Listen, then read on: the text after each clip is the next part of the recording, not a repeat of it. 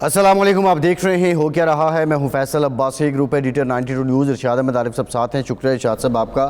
سیاسی ماحول میں رمضان المبارک کے آخری عشرے میں بظاہر ٹھنڈ ہے، لیکن میل ملاقاتوں کا سلسلہ جاری ہے۔ ایک جانب اپوزیشن الائنس کی تیاریاں بھی ہیں اور دوسری جانب جو حکومت ہے وہ بھی اپنے مقاصد حل کرنے کی کوشش کر رہی ہے۔ اب یہ بھی خبر ہے کہ مولانا فضل الرحمان جو ہیں وہ ان کو وزیر اعظم نے افطار ڈنر کے لیے بھی دعوت دی ہے۔ ساتھ ہی ساتھ جو پاکستان تحریک انصاف اور مولانا فضل الرحمان کی ملاقاتیں ہیں ان کا سلسلہ بھی جاری ہے۔ کیا عید کے بعد جو اپوزیشن کا الائنس ہے وہ بن پائے گا؟ کیا جو سیاسی پارہ ہے اوپر جائے گا، سیاسی حدت میں اضافہ ہوگا، یا یہ ماحول اسی طرح ٹھنڈا رہے گا؟ یہ بنیادی نقطہ ہے۔ پاکستان تحریک انصاف اور مولانا فضل الرحمان کا اتحاد اگر ہو جاتا ہے تو وہ کس حد تک پائیدار ہے؟ حالیہ جو قومی سلامتی کی پارلیمانی کمیٹی کی میٹنگ تھی اس میں بھی پی ٹی آئی کی شرکت نہ کرنے پر جو مولانا کے ساتھ ذرائع کے مطابق کمٹمنٹ دی گئی تھی اس کی خلاف ورزی ہوئی ہے۔ بہرحال کیا مولانا فضل الرحمان جو دستیاب اور میسر قیادت ہے پاکستان تحریک انصاف کی اس پہ ٹرسٹ کر سکتے ہیں، اس پہ بھروسہ کر سکتے ہیں، اور اس بھروسے کی بنیاد پہ کیا کسی ایسی تحریک یا الائنس کی بنیاد رکھی جا سکتی ہے جو واقعتاً حکومت کے لیے مشکل کھڑی کر دے؟ یہ ایک بنیادی نقطہ ہے اور یہ عید کے بعد ہی پتہ چل سکے گا کہ کیا ایسا ممکن ہے یا نہیں۔ دوسری جانب ایک اور آج اہم پیش رفت یہ ہے کہ بانی پی ٹی آئی سے ملاقات کے لیے اسلام آباد ہائی کورٹ کے لارجر بینچ نے، جس کی سربراہی چیف جسٹس سرفراز ڈوگر کر رہے تھے، انہوں نے یہ فیصلہ دیا ہے کہ آپ 2 بار ملاقات کر سکتے ہیں ہفتے میں، لیکن شرط یہ عائد کی گئی ہے کہ میڈیا ٹاک نہیں کریں گے ملاقاتی جو جائیں گے ان سے ملنے کے لیے۔ دوسری جانب ایک اور ملاقات مولانا فضل الرحمان اور سرفراز بھگٹی کی ملاقات ہوئی ہے، جو بلوچستان کے مسائل ہیں اس سے متعلق بات کی گئی ہے، اور پاکستان کے عوام کے لیے حکومت چاہتی تھی کہ کچھ بجلی کے نرخ کم کیے جائیں، لیکن اب شنید یہ ہے کہ آئی ایم ایف نے کہہ دیا ہے کہ سرکار بجلی کے نرخ یہی رہیں گے جب تک آپ اپنے دوسرے معاملات اور دوسرے جو پہلو ہیں ان کو سدھار نہیں دیتے ہیں۔ اور یہی خبر جو ہے وہ ریئل اسٹیٹ سے متعلق بھی ہے کہ پاکستان کی حکومت یہ چاہتی تھی کہ ریئل اسٹیٹ میں جو ٹیکس لگائے گئے ہیں ان میں کچھ چھوٹ دی جائے تاکہ کاروبار چل سکے، لیکن آئی ایم ایف نے کہا ہے کہ ریئل اسٹیٹ میں بھی گنجائش یا چھوٹ نہیں دی جا سکتی۔ ان تمام معاملات پہ ہم بات کریں گے۔ ہمیں وزیر اعظم کے کوارڈینیٹر پر خیبر پختونخوا مسلم لیگ نون کے سینئر رہنما اختیار ولی خان جوائن کر رہے ہیں۔ اختیار صاحب بہت شکریہ آپ کا، آپ کی طرف آئیں گے۔ ارشاد صاحب، بظاہر کیا ہے یہ آپ سمجھتے ہیں کہ جو ابھی ریسنٹلی قومی سلامتی کمیٹی کا ہی جو میٹر تھا اس پہ پی ٹی آئی اور مولانا کے درمیان وہ جو انڈرسٹینڈنگ تھی اس کی کہیں خلاف ورزی ہوئی، یا یہ ماحول جو اب ہے ابھی آبویسلی رمضان ہے، نیچرلی آخری عشرہ ہے، اس طرح تو ہم ایکسپیکٹ بھی نہیں کر رہے کہ بہت زیادہ سیاسی پارہ ہائی ہوگا، لیکن عید کے بعد کیا ہونا ہے؟ دیکھیں یہ تو جب قومی سلامتی کمیٹی کی اجلاس میں شرکت کا معاملہ تھا تو میری اطلاع کے مطابق P T I, Mahmood Khan Achakzai, Allama Nasir عباس، مولانا فضل الرحمان صاحب کی پارٹی، جماعت اسلامی اور جو اپوزیشن اس وقت اکٹھا ہونے کی کوشش کر رہی ہے، ان کی بھی ایک میٹنگ ہوئی اور اس میں یہ طے ہوا کہ شرکت کی جائے، لیکن پھر صبح فیصلہ ہوا کہ شرکت نہیں ہوگی۔ تو کہا یہ جاتا ہے کہ جب مولانا فضل الرحمان صاحب نے کہا کہ بھائی کل تو یہ طے ہوا تھا، تو اب آپ نے اگر عدم شرکت کا فیصلہ کیا ہے تو ہمیں کم از کم بتا ہی دیتے۔ اور راوی کے مطابق مولانا فضل الرحمان صاحب یا ان کے نمائندے نے علامہ ناصر عباس سے پوچھا کہ جی آپ کو اطلاع ہے کہ یہ شرکت نہیں کریں گے؟ تو انہوں نے کہا مجھے بھی کوئی اطلاع نہیں ہے۔ تو اس پر تھوڑا سا گلا شکوہ ہوا کہ آپ جب فیصلے کرتے ہیں، کہتے ہیں اجتماعی فیصلے ہونے چاہیے، اپوزیشن کو مل بیٹھ کے کوئی فیصلہ کرنا چاہیے، لیکن جب فیصلہ ہو جاتا ہے اور اس سے آپ پیچھے ہٹتے ہیں، آپ کو حق حاصل ہے کہ آپ کوئی فیصلہ تبدیل کریں ایک جمہوری جماعت، سیاسی جماعت کے طور پر، لیکن اپنے اتحادیوں کو اعتماد میں تو لے لیا کریں۔ تو اس پہ اسد قیصر صاحب نے کہا کہ جی اصل میں ہمارے ہاں خان صاحب چونکہ اندر ہیں، باہر سارے لیڈر بن گئے ہیں، اب پتہ نہیں چل رہا ہوتا کہ کہاں کیا فیصلہ ہو رہا ہے۔ تو انہوں نے یہ میری ایک سورس سے اطلاع ہے، اگر پی ٹی آئی چاہے تو اس کی تردید بھی کر سکتی ہے، لیکن یہ ہے کہ اپوزیشن کے اتحاد میں ایک مسئلہ یہ بھی آڑے آ رہا ہے کہ کیا پی ٹی آئی کی جو موجودہ لیڈرشپ ہے کوئی فیصلہ کرنے کی پوزیشن میں ہے، اور جو فیصلہ اپوزیشن کے ساتھ مل کر اپوزیشن کی دوسری جماعتوں کے ساتھ مل کر کیا جائے گا اس پر عمل درآمد میں بھی آزاد ہیں. عمل درآمد ہوگا نہیں ہوگا, کب کس وقت وہ اپنے فیصلے سے رجوع کر لیتے ہیں, یہ ایک معاملہ چل رہا ہے. لیکن اب دیکھیں اگلے چند دنوں میں پتہ چل جائے گا کہ کیا ہونے والا ہے. یہ بھی ممکنات میں سے ہے کہ پی ٹی اے کے کچھ لوگوں کی اپنی چاندی ہو رہی ہو, جو ہو بھی ہے. یہ سیاست ہے, کچھ کہا نہیں جا سکتا. لیکن میرے خیال اختیار ولی صاحب سے ہم پوچھ لیتے ہیں کہ ایک تو دہشت گردی کا معاملہ ہے کے پی کے میں, بلوچستان اور کے پی کے اس وقت ٹارگیٹ ہیں اور سب سے زیادہ وہاں ہی واقعات ہو رہے ہیں, اور مولانا فضل الرحمان صاحب کی جماعت بھی ٹارگیٹ ہو رہی ہے. اختیار ولی صاحب, آپ قرار دیتے ہیں, یعنی حکومت پی ٹی آئی کو ذمہ دار قرار دیتی ہے, جبکہ پی ٹی آئی کی حکومت جو ہے صوبے میں, علی امین گنڈا پور صاحب وہ کہتے ہیں کہ جناب دہشت گردی سے نمٹنے کے لیے ہمیں نہ تو وسائل فراہم کیے جاتے ہیں, نہ ہمارے جو مالی معاملات ہیں وہ درست ہیں, ہمیں جو ہماری ڈیمانڈ ہے یا ہمارے ڈیوز ہیں وہ تک ادا نہیں کیے جاتے. تو یہ کہ صوبے سے اور آپ کے صوبے سے امتیازی سلوک کیا ہے, اور واقعی یہ دہشت گردی سے نمٹنا صوبائی حکومت کی ذمہ داری ہے یا وفاق کا معاملہ ہے؟ بسم اللہ الرحمن الرحیم, بہت شکریہ. دیکھیں یہ اس طرح ہوا کہ جو پی ڈی ایم 1 کی حکومت تھی تو اس وقت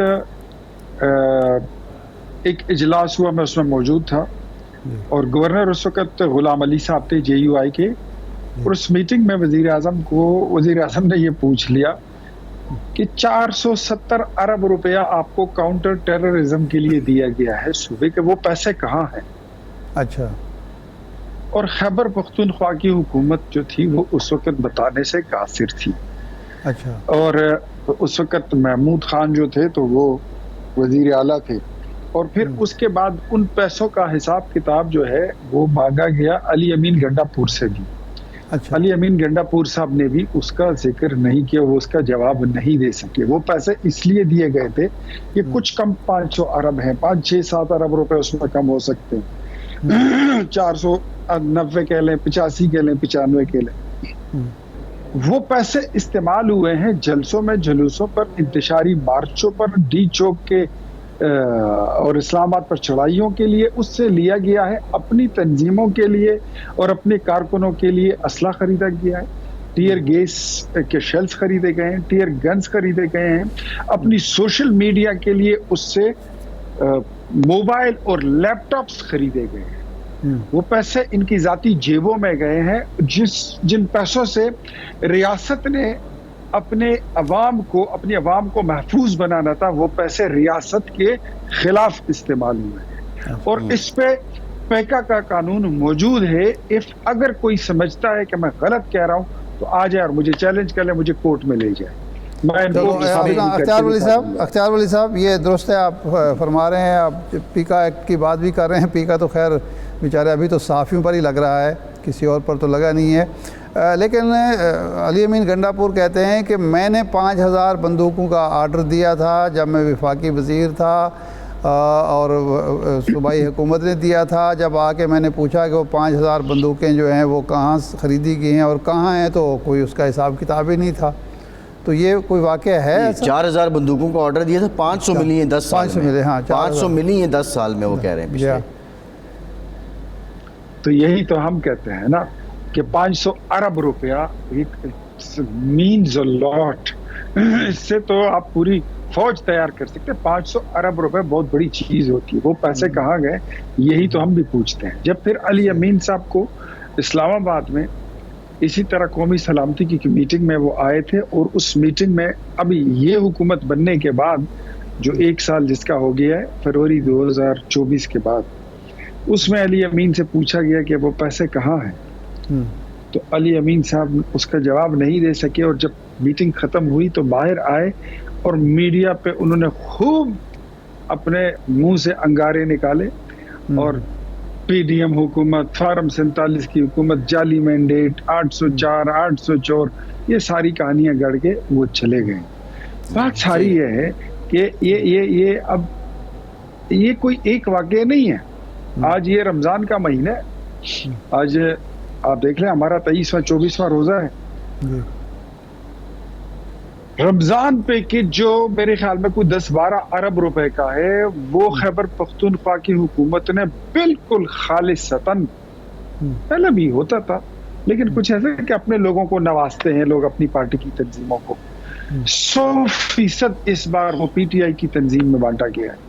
غریب لوگ جو ہیں وہ دہائیاں دے رہے ہیں کہ بھئی ہمارے رمضان کے پیسے تم لوگ کھا گئے ہو، خیرات تم کھا جاتے ہو، زکوٰۃ تم کھا جاتے ہو، رمضان کے وہ تو پیسے اختیار صاحب ایک ڈیٹا بیس ہے، اس میں کیٹیگریز ہیں، اس کے اکارڈنگ وہ تو احساس پروگرام جو ان کا تھا، پھر ایس پی ہے، اس کے مطابق وہ لوگوں کو تقسیم ہو جاتے ہیں۔ رک جائیے میں بتاتا ہوں، وہ وفاقی حکومت جو 5-5 ہزار روپے دے رہی ہے، اس کا ایک ڈیٹا بیس ہے نادرا کے ذریعے، اور وہ پیسے تقسیم ہوتے ہیں والٹ کے ذریعے، اور بس کے جو ڈیٹا ہے اس کے ذریعے اس کی کلیکشن ہوتی ہے، وہ ہوتی ہے ڈسپینس ہوتی ہے، وہ پیسے وہ لوگوں کو جاری کیے جاتے ہیں۔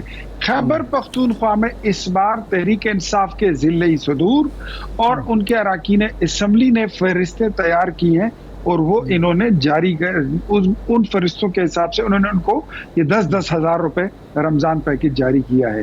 یہاں پر یہ حالات ہیں، ادھر کوئی بسپ کا کارڈ نہیں چلتا، ادھر وولٹ نہیں چلتا، ادھر نادرا کا ڈیٹا بیس نہیں چلتا، یہاں پر گنڈا پوری حکومت ہے، یہاں پر عمرانی نظام چلتا ہے، ان کے لچھن ہی کچھ اور ہے، معاملات ہی یہاں کچھ اور ہے۔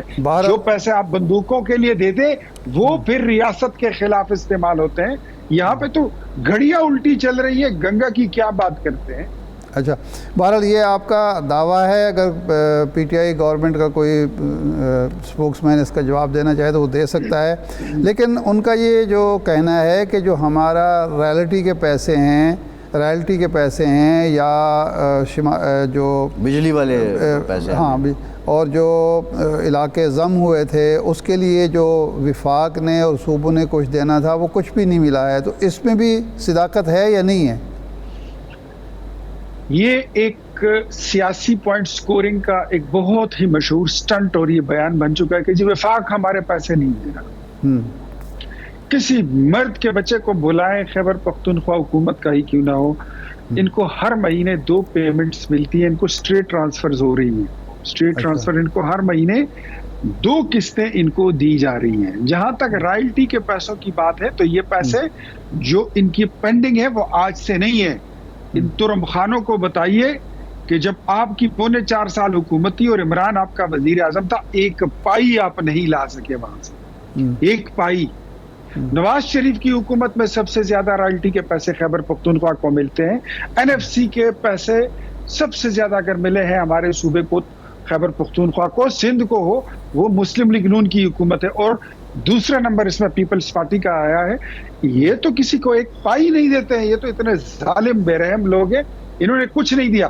جہاں تک بات ہے رائلٹیز کی، مجھے آپ بتائیے، میرا آپ سے بھی سوال ہے اور اس قوم سے بھی سوال ہے کہ ان کو اگر پیسے کسی بھی مد میں دیں گے وہ استعمال ہوں گے ان کی سوشل میڈیا پر، ان کے موبائلز پر، ان کے لیپ ٹاپس پر، ان کی بندوقوں پر، ان کے جلسوں پر، ان کے مارچز پر اور اسلام آباد کی چڑھائیوں پر۔ اس کے لیے ایک کمیٹی بنائی تھی، وزیر اعظم نے ایک کمیٹی بنائی تھی جس کا میں خود ممبر ہوں، اس میں رانا ثناء اللہ صاحب چیئرمین ہے، اس میں امیر مقام صاحب بھی ہے، اور چیف سیکرٹری خیبر پختونخوا سمیت وزیر اعلیٰ خیبر پختونخوا اور وزیر خزانہ خیبر پختونخوا حکومت بھی اس کے ممبر ہیں۔ اچھا، تقریباً 100 بلین روپیز وزیر اعظم نے ان کے لیے رکھے کہ یہ پیسے آپ استعمال کریں۔ اس کمیٹی کی میٹنگ ہونی تھی وزیر اعلیٰ ہاؤس میں، اور علی امین نے کہا کہ پہلی میٹنگ ہو گئی ہے اسلام آباد میں، دوسری میٹنگ اب اس کی ہوگی کے پی ہاؤس پشاور میں آپ کی میزبانی کروں گا۔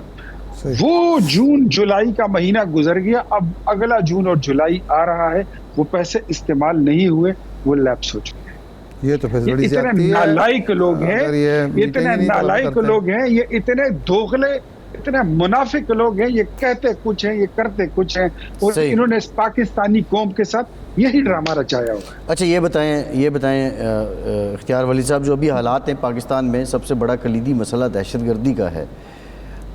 علی امین گنڈا پور نے یہ کہا کہ افغانستان اور طالبان جو ہیں انہوں نے رشیا کو شکست دی، انہوں نے امریکہ کو شکست دی، 2 سپر پاورز کو شکست دے چکے ہیں، ان سے بات کرنی پڑے گی۔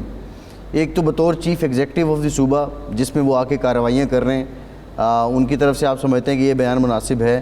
اور دوسرا، اگر بات کرنے سے مسئلہ حل ہو جاتا ہے تو پھر اتنے بڑے پیمانے پہ محاذ پر جانے سے بہتر نہیں ہے یہ؟ کس نے کہا ہے کہ ہم افغانستان کو شکست دینا چاہتے ہیں؟ کون کہتا ہے؟ اور آپ ڈرا کس کو رہے ہیں کہ انہوں نے امریکہ کو شکست دی، فلاں کو شکست دی؟ ہم لڑنا ہی نہیں چاہتے افغانستان کے ساتھ، ہماری لڑائی کوئی نہیں۔ ہم تو یہ کہتے ہیں کہ آپ اپنی سرزمین ہمارے خلاف استعمال نہ کریں۔ اتنی سی بات ہے، اس کو آپ لڑائی کہہ رہے ہیں، اس کو آپ نے جنگ بنا دیا۔ آپ اندازہ کریں کہ یہ اتنے بزدل لوگ ہیں، خود امپورٹ کر کے لایا تھا 7-8 ہزار فیملیز کو، جو نمبرز میں بہت زیادہ بنتے ہیں۔ آج علی امین کہتا ہے کہ 32,000 پہنچ گئے، 50,000 اور آئے۔ کس کو ڈرا رہے ہو؟ تمہیں زندگی بڑی پیاری ہوگی، ہمیں تو نہیں ہے، جتنا جی لیا جی لیا۔ یہ بات آپ بھی فرما رہے ہیں، یہ بات خواجہ آصف صاحب اور کئی لوگ بھی مسلسل کہہ رہے ہیں، لیکن جنرل باجوہ صاحب کہتے ہیں کہ یہ تو بالکل ایسا ہوا ہی نہیں ہے۔ یہ مجھے آپ ایوان میں آنے کا موقع دیں، میں آپ کو بتاؤں گا کہ ایسا کوئی ایک منصوبہ تھا، تجویز تھی، جس پر کوئی عمل درآمد نہیں ہوا، اور وہ چیلنج کرتے ہیں اس بات کو۔ ایک دوسرا یہ ہے کہ اگر کے پی کے میں دہشت گردی کی وجہ یہ ہے، جو ٹی ٹی پی کے لوگ 7-8 ہزار فیملیز آئیں یہ ہیں، تو بلوچستان میں تو اس سے زیادہ واقعات ہوئے، وہاں تو کوئی فیملیز نہیں آئیں۔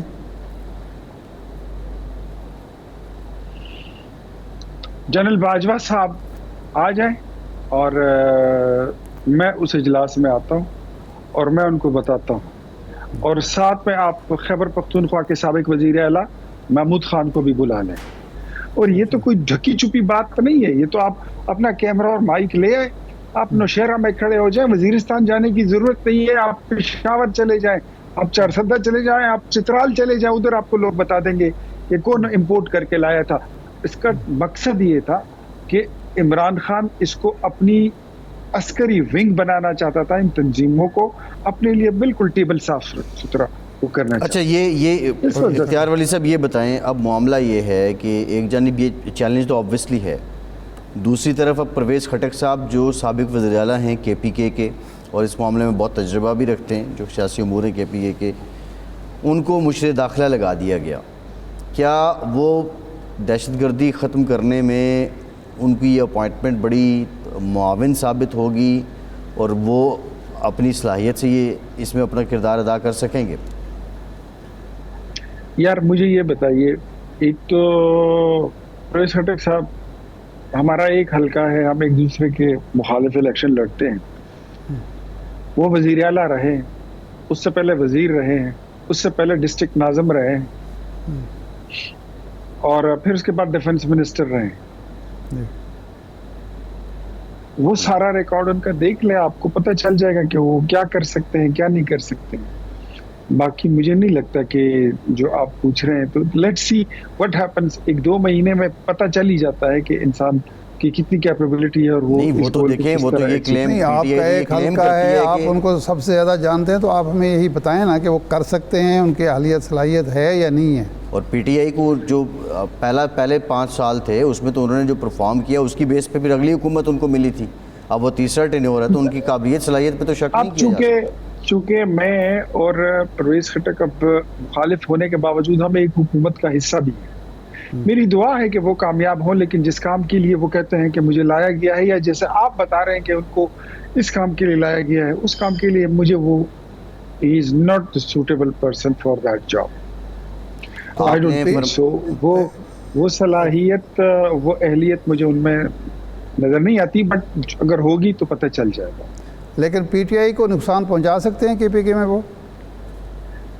نہیں، آئی ڈونٹ تھنک سو۔ اگر وہ پہنچا سکتے ہوتے تو اس سے پہلے تو جب یہ الیکشن ہو رہا تھا، تو بی آنیسٹ، یہ فیبرری 2024 کا الیکشن جب ہو رہا تھا، تو اس سے پہلے تو ان کے پاس بڑے پاورز تھے، وہ تو باقاعدہ سی ایم پروٹوکول لے کر پھرتے تھے، اور اپنی مرضی کے ڈی سی انہوں نے پورے صوبے میں بٹھا دیے تھے، ڈی پی اوز بٹھا دیے تھے، اور کہہ رہے تھے کہ مطلب میں اوپن جلسوں میں کہتے تھے، کچھ سیکرٹ ہے ہی نہیں، یہ تو بڑی ازر من الشمس کی طرح بات ہے کہ واضح ہے، اور بچے کو معلوم ہے۔ ہم جلسوں میں جاتے تھے اور وہاں پر یہ کہتے ہوتے تھے کہ اب مجھے غور سے دیکھیں اور میری شکل دیکھ لیں اور تاریخ نوٹ کر لیں، 8 فروری کی شام کو میں آپ کا وزیر اعلیٰ منتخب ہو جاؤں گا، اور یہ میرا آپ کے ساتھ دعویٰ ہے۔ میرا اس کے بعد جلسہ ہوتا تھا تو میں اکثر کہتا تھا کہ یہ صاحب یہی فرماتے ہیں کہ ارے دیوانو مجھے پہچانو، میں ہوں کون، میں ہوں ڈان، اور میں اس کے پاس کوئی ایجنسی نہیں ہے۔ نہیں، اس کا مطلب ہے کہ ان کے وزارت اعلیٰ کا خواب آپ نے پریشان کیا ہے، تو پھر ذمہ داری تو آپ کی ہے کہ آپ نے ان کے وہ اس میں اعلیٰ صلاحیت تھی لیکن آپ نے نہیں بننے دیا، اس لیے معاملات خراب ہو گئے۔ یہ بھی لوگوں کو پتہ ہے کہ اگر میں بیچ میں نہ ہوتا تو شاید وہ اپنی مرضی کے نتائج لے کے نکل جاتے، اچھا، لیکن میں نے ان کو کرنے نہیں دیے۔ نہیں، لیکن وہ تو آپ نے تو ان کو حلقے میں ہی ہرایا ہوگا نا، باقی حلقوں میں بھی تو ان کو کچھ نہیں ملا۔ اختیار ولی صاحب خود بھی تو نہیں جیت پائے نا، ووٹ ڈیفرنس کتنا تھا اختیار صاحب؟ میرے ووٹ ان سے زیادہ ہیں، اور جو جیتا ہے اس کے ووٹ جو ہے نا وہ جنات نے گنے ہیں، ان کی گنتی انسانوں نے نہیں کی ہے، بہت زیادہ ہے۔ انسان گنتے تو شاید آج میں جیت چکا ہوتا۔ نہیں، لیکن وہ تو آپ کے حلقہ کا ہو، جو میرا سوال تھا کہ باقی جو اضلاع میں اور حلقوں میں وہ ان کی پارٹی اور وہ ہارے ہیں، تو اس کا مطلب ہے کہ وہ لوگوں نے قبول نہیں کیا اس کی کسی بات کو؟ نہیں کیا میرے خیال میں۔ میں زیادہ اس پہ کچھ اور کمنٹ نہیں کروں گا، let's close it and make it this way. ٹھیک ہے، بس آخر سوال یہ فرمایا کہ پرویز خٹک صاحب کے نام پہ جتنی سیاست ہو سکتی تھی وہ ہو چکی ہے، مزید ان لکڑیوں میں مزید آگ لگانے کی یا ان تلوں میں جو ہے نا تیل نہیں ہے۔ اچھا، یہ فرمائیں کہ مسلسل اعلان ہو رہا تھا کہ وزیر اعظم صاحب 23 مارچ کو بجلی کے نرخوں میں کمی کا اعلان کریں گے، ابھی بھی اگرچہ یہی کچھ کہا جا رہا ہے کہ ریلیف عوام کو دیا جائے گا، لیکن IMF اس پہ راضی نظر نہیں آتا، اور ریئل اسٹیٹ پہ جو ٹیکس چھوٹ دینے کی بات تھی وہ بھی نہیں مانی جا رہی، تو اس کے بعد بھی آپ سمجھتے ہیں کہ حکومت بجلی کے نرخوں میں چھوٹ دینے کی پوزیشن میں ہے یا دے گی؟ وزیر اعظم صاحب اس بات پر بہت سیریسلی کام کر رہے ہیں، اور بلکہ اب تو اقدام اٹھانے کا وقت آ چکا ہے، اور وہ کسی نہ کسی طریقے سے بجلی کے نرخ کو وہ کم کریں گے، کیونکہ IPPs کو کلوز کرنے کے بعد میرے خیال میں ہم بجلی پہ کافی حد تک اس کی قیمت پر کنٹرول پا سکتے ہیں۔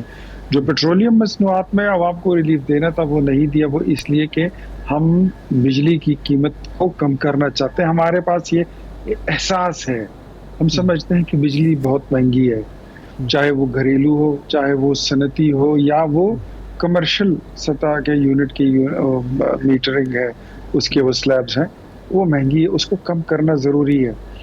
تو نہیں اختیار صاحب معذرت کے ساتھ، یہ تو کوئی بات نہیں کہ پیٹرولیم میں جو ریلیف ملتا ہے وہ آپ ختم کر کے تو دوسری سائڈ پہ دے دے، وہ پیٹرولیم میں دے دیتے جو بنتا تھا۔ آخر پیٹرول بھی تو عام آدمی استعمال کرتا ہے نا، موٹر سائیکل والا بیچارہ ہے، اور پیٹرولیم ہی کی مصنوعات ہی بھی بجلی پر اثر انداز ہوتی ہیں۔ انفیکٹ بات ایسی ہے کہ جو پیٹرول ہے وہ ایٹ لیسٹ جتنا یہ 300 پلس پہ چلا گیا تھا، وہاں سے کافی نیچے آ گیا، اور مزید یہ اور بھی نیچے آ جائے گا۔ لیکن اس کے ساتھ ساتھ جو بجلی کا ریٹ، اس کا جو گراف ہے وہ بہت اوپر ہے، تو اس کو بھی ہم چاہتے ہیں کہ مطلب یہاں پہ تھوڑا سا گزارا ہو گیا ہے اس لیول پر، تو تھوڑا سا گزارا اس چاہیے۔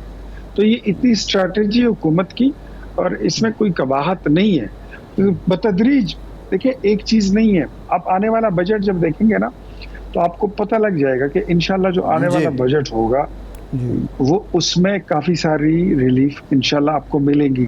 سب سے پہلی بات تو میں آپ کو یہ بتا دوں کہ جو آپ کی سیلریز پر ٹیکسز لگے تھے وہ میں نے کیے تھے، ہم نے PM صاحب کے خدمت ہم نے گوش گزار کی تھی، اور پھر اس میں تھینکس ٹو عطا اللہ تارڑ صاحب جنہوں نے پھر اس کو پرسو بھی کیا، اس کو انڈوز بھی کیا، اور انہوں نے اس کے پیچھے وہ پڑے بھی رہے، اور الحمدللہ آپ کو آنے والے بجٹ میں وہ تنخواہوں پہ جو ٹیکس والا آپ کی شکایت تھی وہ انشاءاللہ دور ہوگی، اور اس کے علاوہ اور بھی بڑی ریلیف جو ہیں ہم عوام کو دینے لگے ہیں۔ This is not only the matter of prices of بجلی، آپ دیکھیں گے انشاءاللہ. آپ نے دیکھا ہوگا کہ یہ پہلا رمضان تھا کہ ہم ہر رمضان میں دیکھتے ہوتے تھے کہ سبزی مہنگی ہوگی, گھی, دال, چینی, ساری چیزیں, آٹا, روٹی مہنگی ہوتی ہے.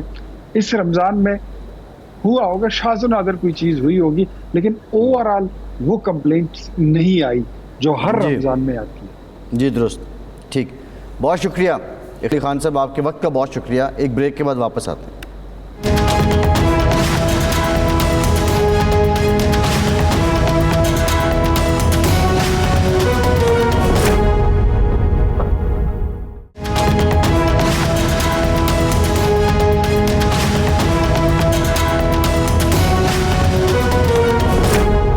بریک کے بعد ایک بار پھر سے آپ کا خیر مقدم کرتے ہیں. ہمیں جوائن کیا ہے JUFA کے سینئر رہنما سینیٹر کامران مرتضیٰ صاحب نے. بہت شکریہ کامران صاحب آپ کے وقت کا. کامران صاحب, وزیر اعلیٰ بلوچستان سرفراز بگٹی اور مولانا فضل الرحمان کی ملاقات ہوئی ہے, کیا گفت و شنید ہوئی؟ ملاقات کا ایجنڈا کیا تھا؟ کیا کوئی افطار ڈنر کی دعوت دینے آئے تھے وزیر اعلیٰ بلوچستان؟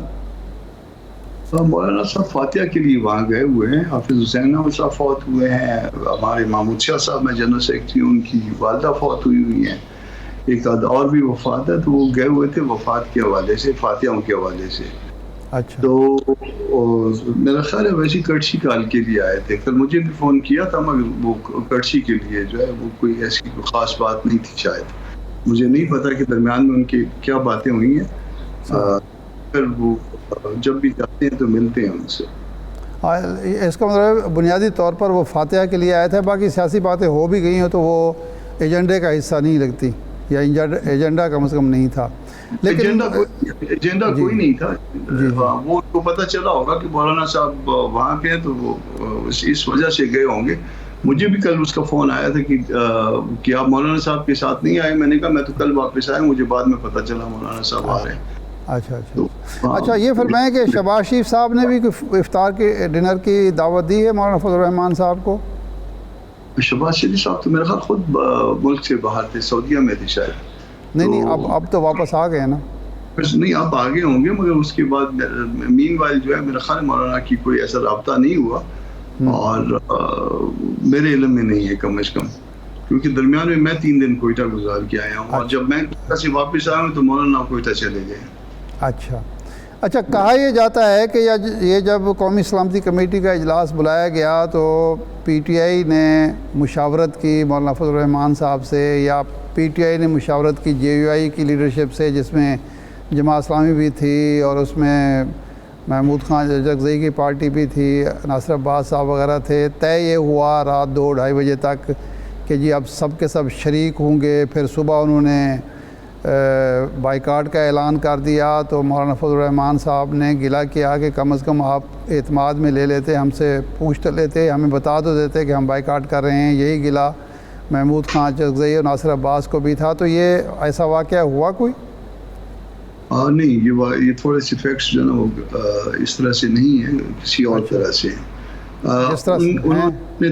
انہوں نے اپنے طور پہ ڈیسائیڈ کیا تھا کہ وہ جائیں گے, اور وہ میڈیا سے ہمیں پتہ چلا. ہم نے بھی جب دیکھا کہ میڈیا میں یہ ساری خبریں آ رہی ہیں, تو ہم نے اپنی میٹنگ کال کی ہوئی تھی. تمام نے جو MNAs اویلیبل تھے یا جو سینیٹرز اویلیبل تھے اسلام آباد میں, ہم نے اپنی میٹنگ کال کی, اور 1-1:30 بجے رات کو ہم نے بھی ڈیسائیڈ کر دیا کہ ہم نے بھی جانا ہے. پھر صبح ہمیں میڈیا سے پتہ چلا کہ PTI نے جو ہے نا وہ جانے کا فیصلہ جو ہے تبدیل کر دیا. تو اس پہ ہمارا گلہ تھا, شکوہ تھا, اور یہ شکوہ کیا بھی مصطفیٰ نواز صاحب کے یہاں جب ڈنر تھا, افطار ڈنر تھا, وہاں ہم نے شکوہ کیا بھی کہ اللہ کی بندو, اگر تم لوگوں نے نہیں جانا تھا تو کم از کم جو ہے مشاورت کر لیتے, اگر مشاورت کے قابل نہیں تھے تو کم از کم اطلاع تو دے دیتے ہمیں. تو اس طرح کا گلہ. اچھا, یہ گلہ, یہ کامران صاحب, یہ گلہ صرف JUFA کی حد تک تھا, یا ان کے جو کلیدی اتحادی ہیں, سنی اتحاد کونسل ہے, یا مسجد وحدت مسلمین ہے, علامہ راجہ ناصر عباس ہیں, وہ بھی کیا لا علم تھے اس سارے معاملے سے؟ نہیں, ان کا گلے نہیں تھے. وہ میرا خیال ہے شاید یہ جو سب کچھ انہوں نے چھوڑا تھا, تو وہ جو اتحادی پارٹیاں تھیں ان کے کہنے پہ چھوڑا تھا. میرا خیال ہے, میں غلط ہو سکتا ہوں اس بات پہ. پھر وہ سب جو ہے وہ آپس میں ایک پیج پہ تھے.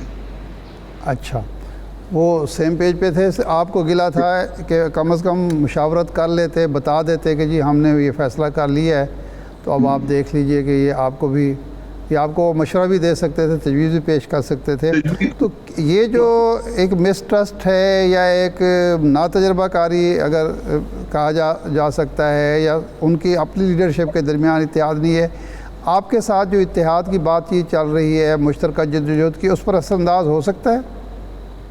نہیں, اتنا سیریس نہیں ہے. اس دن یہی گلے شکوے ہوئے تھے, اس کے اوپر ہمارے گلے شکوے ہوئے تھے, 26 امینڈمنٹ کے حوالے سے گلے شکوے ہوئے تھے, اور سب کے سامنے ہوئے تھے.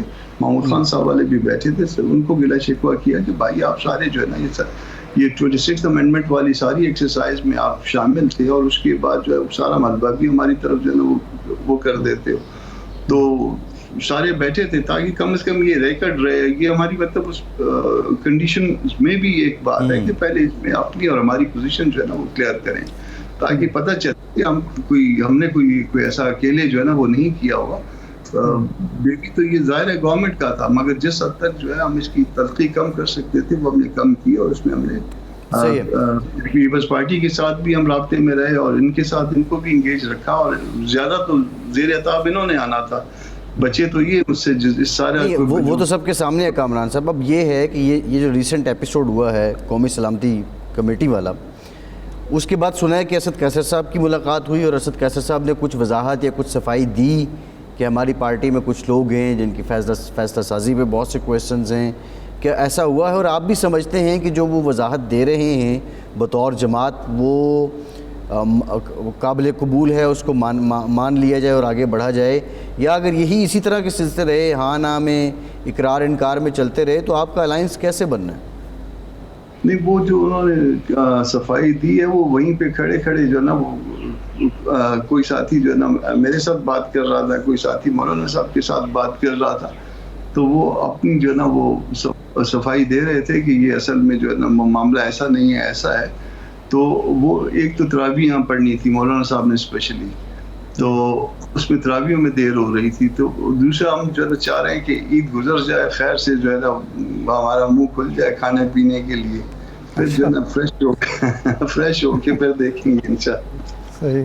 صحیح ہے. اچھا, یہ فرمائیں کہ 26ویں آئینی ترمیم کا آپ ذکر فرما رہے ہیں. حامد خان صاحب یہ کہتے ہیں کہ ہمیں یہ تو تھا کہ 26ویں آئینی ترمیم کے جو مضر اثرات ہیں وہ سامنے آئیں گے, لیکن ہمارا خیال تھا کہ 6 مہینے 8 مہینے سال لگ جائے گا, لیکن اس سے کہیں پہلے آنا شروع ہو گئے, اور پتہ چلا کہ سپریم کورٹ عضو معطل بن چکی ہے. کیا آپ بطور قانون دان, کیا آپ بھی سمجھتے ہیں کہ 26ویں آئینی ترمیم کے جو مقاصد آپ کے مد نظر تھے, یا ترامیم جو آپ نے پیش کی تھی اس کے نتیجے میں جو خیر کا پہلو آنا تھا وہ آیا, یا حامد خان ٹھیک کہتے ہیں؟ ایسا ہے کہ حامد خان صاحب خود بھی جو ہے نا اس سارے معاملے میں موجود تھے مولانا صاحب کے گھر میں. ہر میٹنگ میں نہیں ہوں گے, مگر کچھ میٹنگز میں یقیناً وہ موجود تھے, اور انہوں نے جو ایکسرسائز تھی اس کو اپریشیٹ بھی کیا تھا, اور کہ جی یہ مطلب بہت بڑی جو ہے نا آپ نے اچیو کر دیا, اس کی تلخی جس حد تک کم کر سکتے ہیں کم کر لی. وہ یہ کہتے ہیں, وہ یہ بات وہ یہ بات اب بھی کہتے ہیں کہ مولانا فضل الرحمان صاحب نے اور JUI نے اس کا جو ڈنک نکالنے میں بہت اہم کردار ادا کیا. اچھا, اب اصل میں جو یہ تھا نا کیا اس کو کہتے ہیں کانسٹیٹیوشنل بینچ, جو میری تجویز تھی یا JUI کی تجویز تھی, ہم جو ہے وہ چاہ یہ رہے تھے کہ سینیارٹی کے اوپر جو ہے نا مطلب اگر فرض کر لیجیے آپ کانسٹیٹیوشن بینچ بنانا چاہتے ہیں 5 ممبرس کا, تو ہماری طرف سے جو ڈرافٹ تھا, انیشیل جو ڈرافٹ ہم نے شیئر کیا تھا پیپلز پارٹی کے ساتھ, اس میں یہ تھا کہ جی چلیں اگر آپ 5 ججز رکھنا چاہتے ہیں کانسٹیٹیوشن بینچ میں تو چیف سے لے کے 5 تک کر لیجیے, 7 کرنا چاہتے ہیں تو چیف سے, مطلب سینیارٹی کا پرنسپل اس میں ہماری تجویز یہ تھی. اچھا, اس میں بلاول صاحب کی تجویز یہ آئی کہ نہیں صوبوں کی ریپرزنٹیشن ہونی چاہیے. اچھا, اب ہمارے ساتھ جو پرابلم ہے, ہم سارے چھوٹے صوبوں سے تعلق رکھتے ہیں, اگر صوبوں کے حوالے سے کوئی بات آ جائے تو پھر ہم اس کو زیادہ جو ہے نا, کیونکہ اگر ہمارے صوبے کو نمائندگی مل رہی ہے, آپ ہمارے اندر کی کمزوری بھی دیکھیے نا ذرا, تو وہ پھر ہم اس کے اوپر ہمارا آرگومنٹس جو ہے نا وہ ختم ہو جاتا ہے, بھلے وہ جائز نہ بھی ہو نا, تو وہ بات ہم کی حد تک جو ہے نا, کیونکہ ہمارا تعلق ہے, اگر ہم فرض کریں کہ اس بات کو انسسٹ کرتے, کل بلوچستان میں میں جاتا ہوں, مولانا صاحب صبح خیبر پختونخوا میں جاتے ہیں, تو ان کے لیے جو ہے یہ پھر اس وجہ سے یا اس بیک گراؤنڈ پہ جو ہے وہ تجویز جو ہے وہ بلاول کی اس میں کیا. نہیں یہ تو آپ ٹھیک فرما رہے ہیں. پہلی بات تو یہ ہے کہ اس کا مطلب میرٹ پر سیاست صوبائیت غالب آ گئی.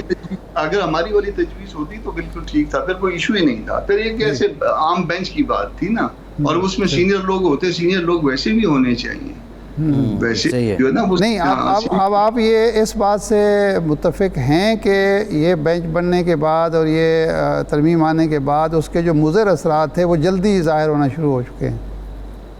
یقیناً دیکھیے, یہ توبہ نعوذ باللہ اللہ پاک کا بنایا ہوا قانون تو نہیں ہے, انسانوں کا بنایا ہوا قانون ہے نا. اس میں غلطیاں ہر وقت ہو سکتی ہیں, اس میں خامیاں ہو سکتی ہیں, اور خامیاں نکلی بھی ہیں, نکلیں گی بھی, مزید آگے جا کے بھی نکلیں گی. اس کو ٹھیک بھی کیا جا سکتا ہے, مگر اس کا طریقہ کار یہ ہے, جیسے جس وقت یہ ایکسرسائز چل رہی تھی اپنا 26 امینڈمنٹ والی, پی ٹی آئی کو ہم نے کئی دفعہ کہا تھا کہ آپ اپنا جو ہے نا ایک کاؤنٹر پرپوزل بنا لیں.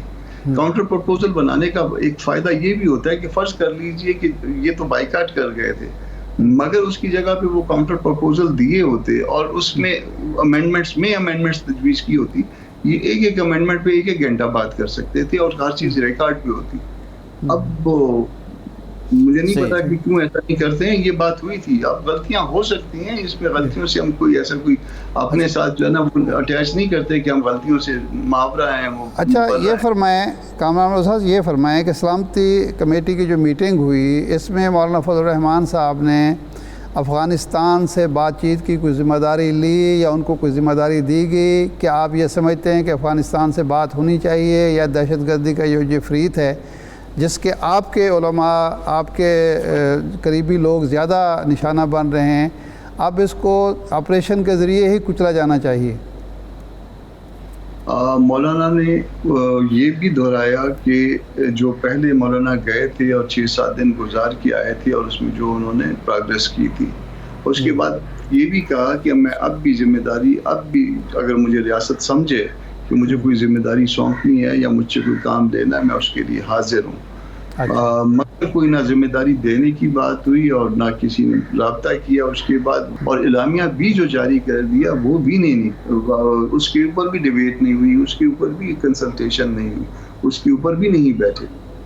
یہ گورنمنٹ کی جو ہے نا ایک عجیب طرح سے مجھے مطلب نااہلی آپ اس کو کہہ لیجئے, کمزوری کہہ لیجئے. صحیح ہے کامران صاحب, بہت شکریہ آپ کے وقت کا, آپ ہمارے ساتھ موجود تھے. ایک بریک کے بعد واپس آتے ہیں, ہمارے ساتھ رہیے.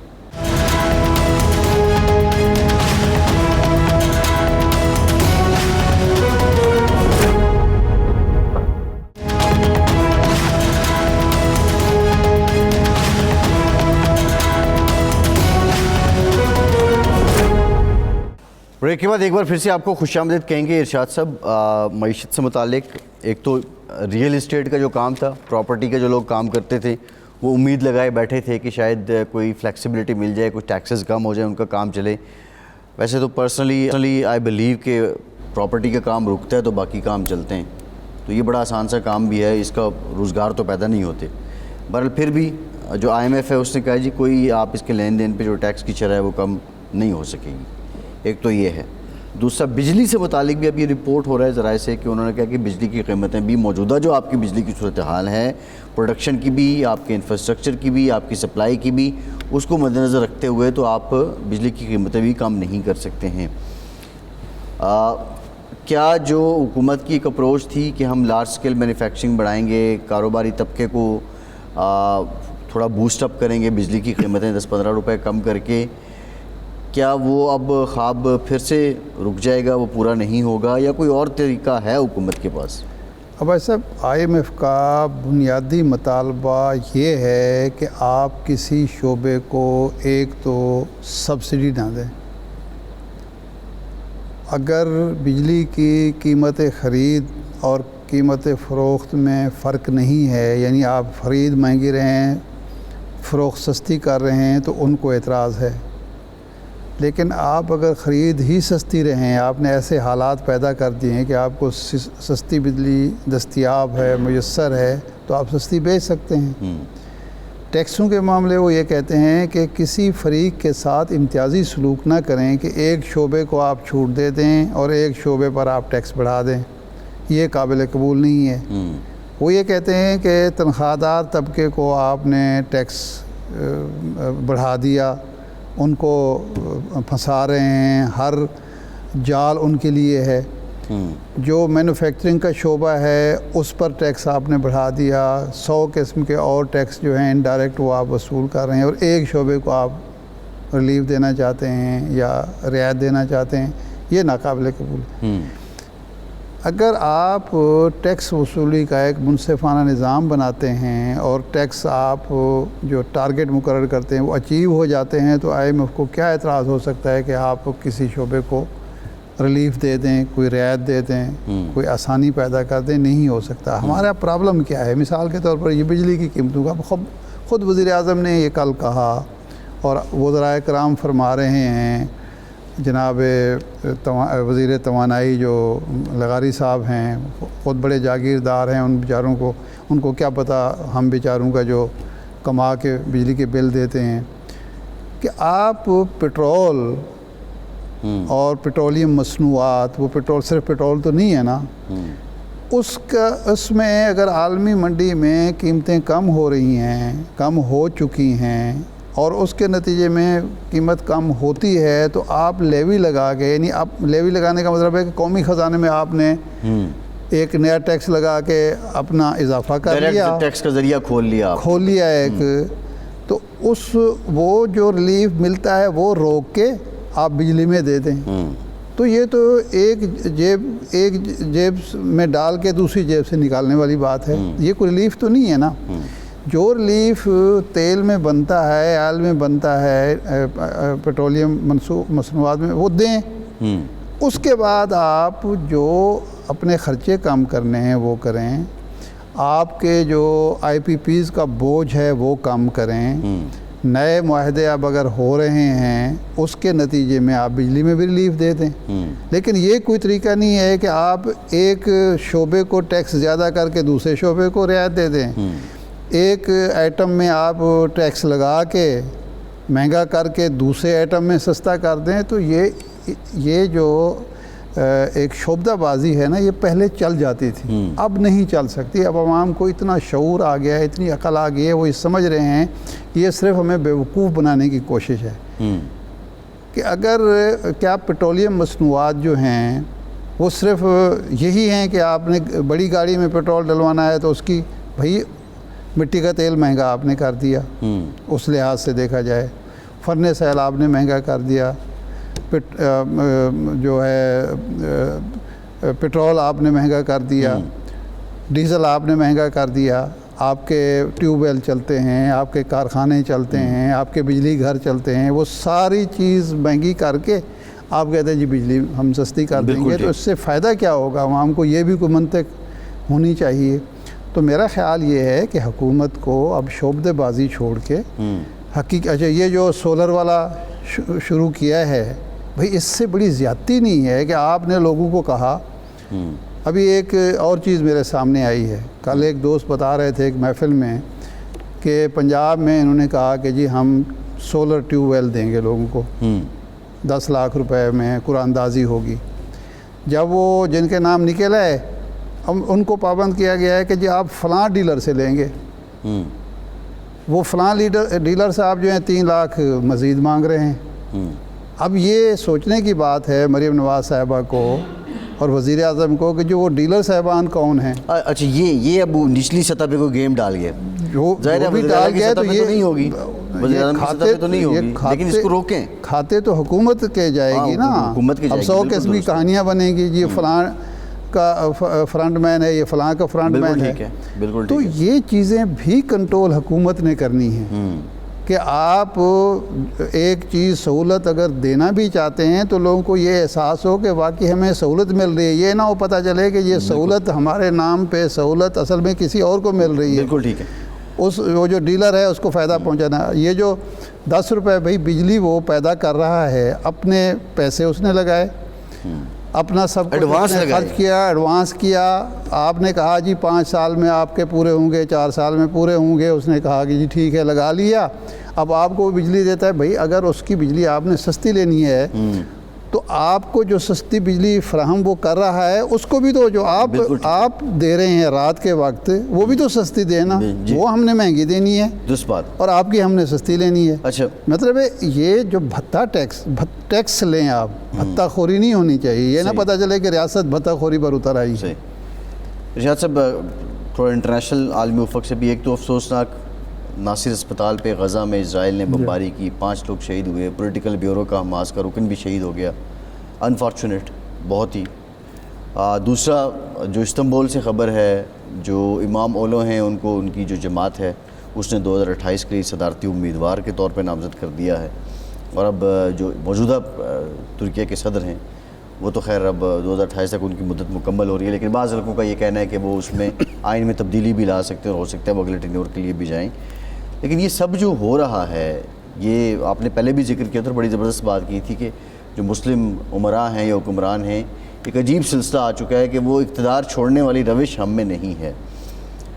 نہ ہم اپنا جانشین تیار کرتے ہیں، نہ پارٹی مضبوط بناتے ہیں، نہ سسٹم کو مضبوط کرتے ہیں، اور خود رہنا چاہتے ہیں۔ ایک محفل میں بات ہو رہی تھی یہی اسی حوالے سے جو آپ نے، تو ایک دوست کہنے لگے کہ دیکھیں نا جی اب امریکہ اور یورپ اردوان کے خلاف برسر پیکار ہیں یا اس کو ہٹانا چاہتے ہیں، تو وہ اب کیوں ہٹے؟ تو میرا یہی گزارش تھی کہ امریکہ اور یورپ کو آپ یہ موقع کیوں فراہم کرتے ہیں کہ وہ آپ کے خلاف سازشیں کرے؟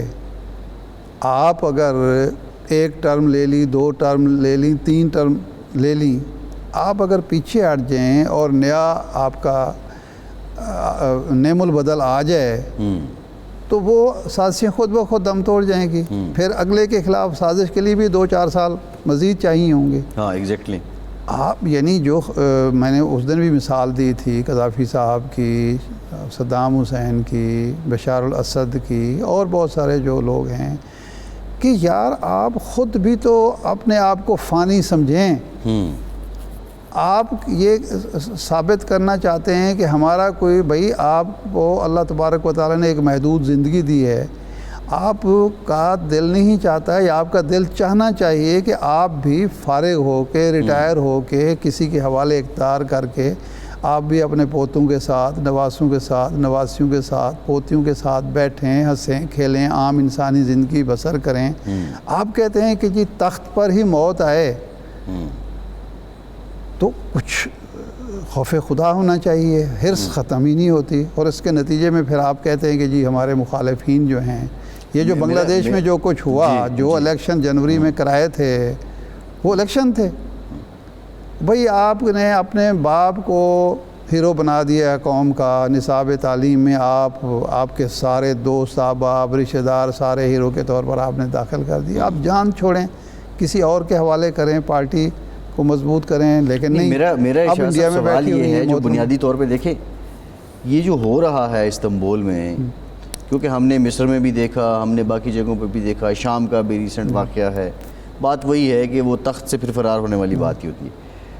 کیا یہ واقعی ایک سنگین معاملہ ہے موجودہ ترکش حکومت کے لیے، رجب طیب اردوان کے لیے، یا وہ اس کو اسی طرح نمٹا لیں گے جس طرح وہ انہوں نے استنبول میں مہا پولیس جو ہے اس کا بھی نہیں؟ دیکھیں، جب وہ جو کو ہوا تھا اس کو ناکام کر دیا، اور عوام کے زور پر، یعنی ہماری مسلم ہسٹری میں تو 1-2 واقعات ہی ایسے ہیں کہ جب وہاں کی فوجی جنتا نے ایک کو کیا اور عوام نے اس کو ناکام کر دیا، تو اس کے بعد اردوان صاحب کو سنبھل جانا چاہیے تھا کہ یہ بہت بڑی بلیسنگ ہے کہ عوام نے اتنی بڑی ایک موو جو تھی اس کو ناکام کر دی۔ ظاہر ہے اس کے پیچھے بہت سارے عوامل تھے۔